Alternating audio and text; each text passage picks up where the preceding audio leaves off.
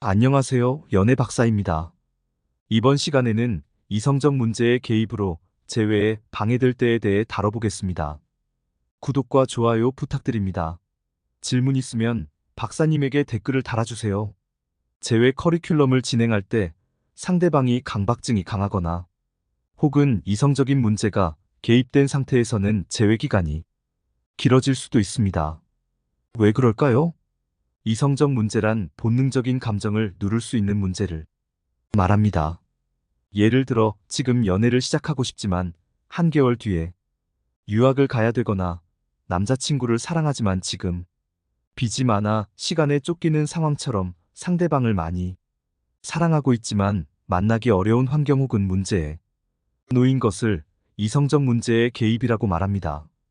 재회를 할 때 역시 이성적인 문제가 개입하게 된다면 다시 만나는 것에 대한 괴로움이 남아있는 상태에서 이성적인 판단까지 겹쳐지게 되기 때문에 커리큘럼에 큰 장애물이 되기도 합니다. 예를 들어보겠습니다. 당신이 만약 배우를 꿈꾸고 있는 20대 초반의 학생이라고 생각해 봅시다. 배우에 대한 열정이 남달랐던 당신은 자신의 모든 것을 연기에만 쏟아붓습니다. 캐스팅 오디션에 계속 떨어지고 생활고에 시달리지만 그래도 연기만 하겠다는 일념에 그런 활도 행복했습니다. 그러다 갑자기 당신의 아버지 회사가 부도가 났고 가족들은 길거리로 쫓겨날 위기에 놓였습니다. 지금 당신이 회사에 들어가 일을 하지 않는다면 가족 모두가 굶어 죽을 수도다는 생각이 들어 결국 회사에 취직을 하게 됩니다. 당신의 마음은 찢어질 듯이 아프지만 미래를 위해 결국 배우를 포기할 수밖에 없었습니다. 그때 작은 조연 역할의 제의가 들어옵니다. 당신은 돌아갈 수 있을까요? 정답은 당신도 알 것입니다. 그토록 바라던 역할을 따냈어도 당신은 배우의 길로 돌아갈 수 없을 것입니다. 집안 문제라는 큰 이성적 문제가 개입되어 있는 상황이기 때문입니다. 상대방의 입장도 이성적 문제가 개입되어 있는 상황이라면 아무리 괴롭고 여전히 당신을 많이 사랑하고 있어도 재회를 할 수 없을 것입니다. 문제들을 스스로 감당해낼 수 없다고 판단하기 때문입니다. 그렇다면 어떻게 해야 이성적 문제를 눌러버릴 수 있을까요? 생각보다 간단합니다. 조연보다 더 큰 것을 제시하면 됩니다.